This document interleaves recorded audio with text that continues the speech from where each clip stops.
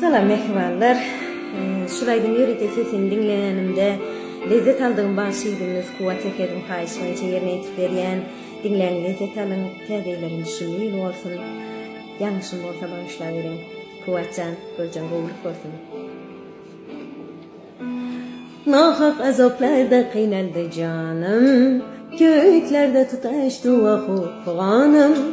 Qaramtil bulutlar sarı ahvalim. Buncha arzon bo'lding arzonda jonim. Boshimga ish tushdi toshlar otishdi. Ishongan do'stlarim eshik yopishdi. Qayoqlarda qolding do'stum olonim.